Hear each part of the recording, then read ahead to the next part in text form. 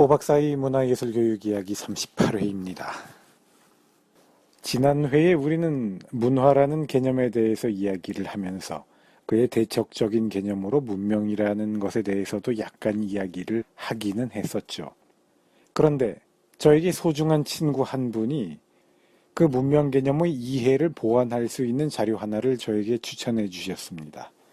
바로 프레시안에 실렸던 이화여대 강철구 교수의 문명과 진보의 이데올로기라는 글입니다. 이 글은 문명이라는 개념이 계몽주의적 사고방식과 또 진보적 역사관을 만나서 어떻게 매우 공격적인 형태를 띨 수 있는가를 보여주는 것 같습니다. 그러고 보니 지난 회에 소개해드렸던 자료에서는 독일 사람들이 프랑스의 문명 개념과 자신들의 문화 개념을 일종의 대립 상태, 긴장 상태로 놓고 그 두 나라 간의 전쟁이 문명에 대하여 자신들의 문화 개념을 지켜나가겠다는 의도를 가지고 있는 것처럼 이야기를 했던 사실을 발견할 수가 있었는데요. 그러한 독일 사람들의 생각이 완전히 허무맹랑한 것이 아니라 자기들 나름대로는 어떤 논리를 가지고 있었음을 이번 자료를 통해서 조금 더 이해할 수 있게 되는 것 같기도 합니다. 우리 한국 사람들에게 이 문명이라는 개념은 또 쉽게 넘어갈 수 없는 아주 큰 무게감을 갖고 있는 말이지요. 이 강철구 교수님의 글에 담겨 있는 문명과 계몽 그리고 진보적 역사관의 결합이 19세기 말부터 우리 한국인에게도 전통적인 세계관, 전통적인 우주관, 역사관을 대체하는 사고방식의 체계로서 크게 영향을 주게 됩니다.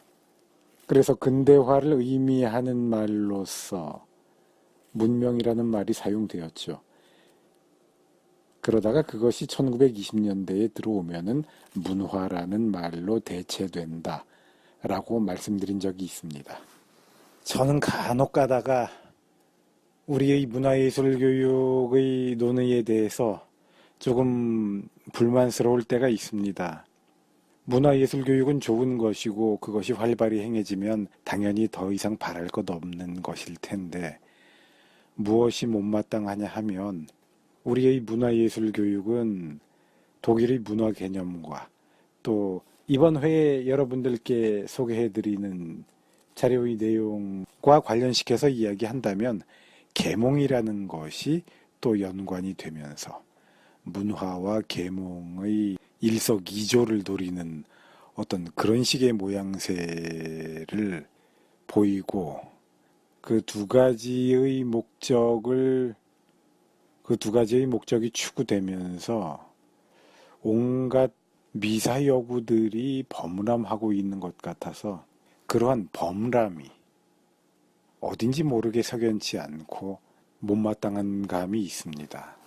말만 멋있게들 하면서 실천은 그렇게 개념적으로 명확하거나 또 의도의 측면에서 정직한 것 같지가 않다. 그런 느낌을 받을 때가 있습니다. 프로그램들이 그렇게 체계적이거나 세련된 것 같지도 않다. 그런 느낌이 있고요. 그런데 말들은 참 멋있게들 잘한다. 이런 느낌을 받게 되는 것이죠. 그러한 가운데 또 뭐라고 할까요? 이 혼란스러운 상태에서 이론화는 또 문화예술교육학의 수립 정도로 나아가고 있는 것이 아닌가 하는 느낌도 어렴풋이 받아서 또 제가 못마땅한 감이 있습니다. 제가 과민 반응하는 걸까요? 개념을 명확히 하고 이론 체계 및 합리화의 체계를 엄밀히 하면서 실천은 세련되게 하고 그러나 문화예술 교육은 하나의 학으로서 결코 독립시키지 않는 그런 문화예술 교육의 미래를 위해서 저는 노력해보고 싶습니다. 차츰 조금씩 더 생각해보도록 하겠습니다. 자, 이번 회를 위해서 준비된 자료 이화여대 강철구 교수님의 아주 좋은 글 문명과 진보의 이데올로기 내용 여러분들께 소개해 드리도록 하겠습니다. 그리고 이 좋은 자료를 제게 추천해 주신 저희 소중한 친구에게도 감사의 마음 전하고 싶습니다. 문명과 진보의 이데올로기, 강철구의 세계사 다시 읽기 31, 계몽사상의 재조명 4. 최종 수정 2008년 3월 28일. 강철구 이화여대 교수. 문명과 야만.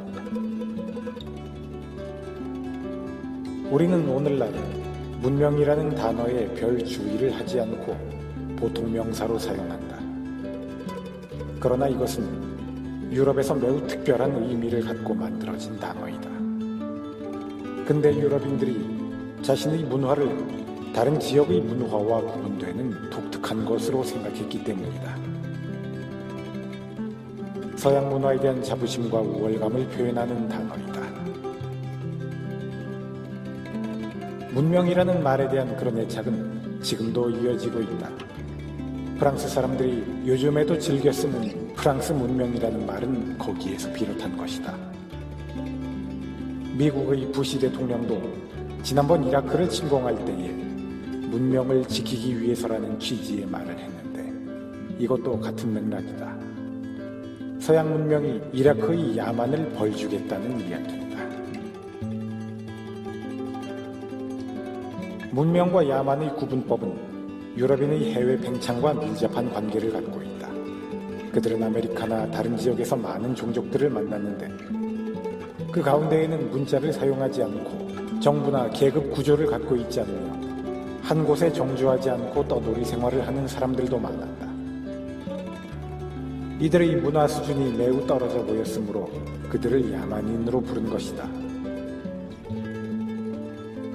문명은 이들과 자신을 구분하기 위해 프랑스인들이 1560년대부터 사용하기 시작한 개념이다. 그것은 사람들이 특정한 정치 형태를 갖고 있고 예술이나 문학에서 어느 수준에 이르고 상대적으로 우월하게 보이는 관습이나 도덕을 갖고 있는 상태를 의미했다. 그것은 16세기 이후에 씌어진 많은 대중적인 여행기들의 영향도 받았다. 이 책들 가운데에는 비유럽 지역 사람들의 괴상하고 이해할 수 없는 풍습들을 과장적으로 그린 것들도 많기 때문이다. 계몽사상가들은 자신들이 살고 있는 시대의 유럽 문화가 매우 높은 수준에 도달했고 가치가 있는 것이라고 믿었으므로 이런 구분을 그대로 받아들였다. 유럽이 최고의 문명 단계에 있고 다른 지역의 사회들은 그 수준은 다르다고 하더라도 다 야만적인 상태에 있었다. 물론 그 기준은 각 문화에서 이성의 힘이 얼마나 작용하는가의 문제였다. 이때 야만인의 무지는 날 때부터 그런 것이 아니라 환경의 탓이었다. 먹고 살기 위해 힘든 노동을 할 필요가 없는 너무 풍족한 자연 환경이 사람을 게으르게 하고 감각적인 쾌락만을 추구하게 하여 정신의 성장을 가로막는다고 생각한 것이다. 또 나쁜 기후나 아시아에서와 같이 전제적인 정부도 마찬가지 역할을 한다고 믿었다.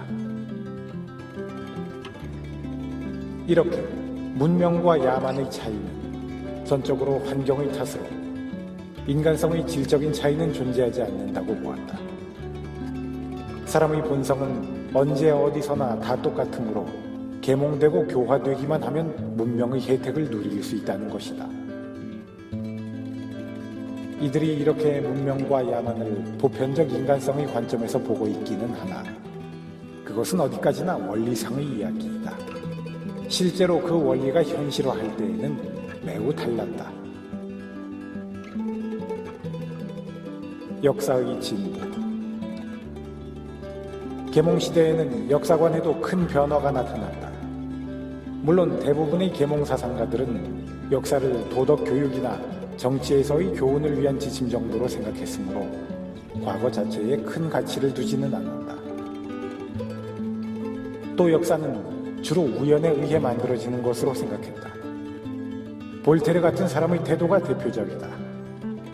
그는 역사적인 사건들은 우연적인 것이므로 그 원인을 설명하는 것은 의미가 없고 미래를 예측할 수도 없다고 믿었다.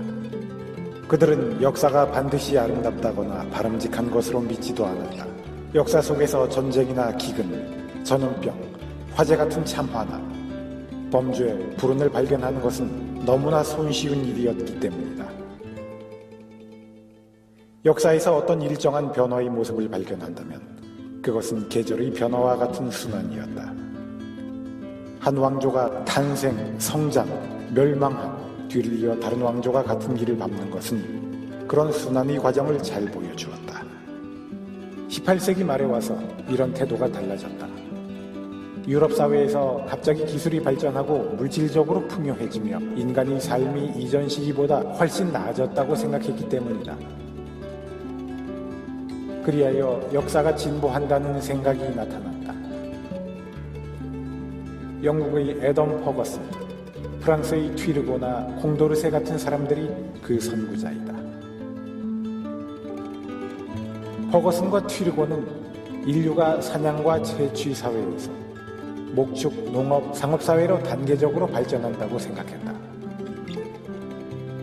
당시의 유럽은 그런 면에서 최고의 단계에 도달한 상업사회였다.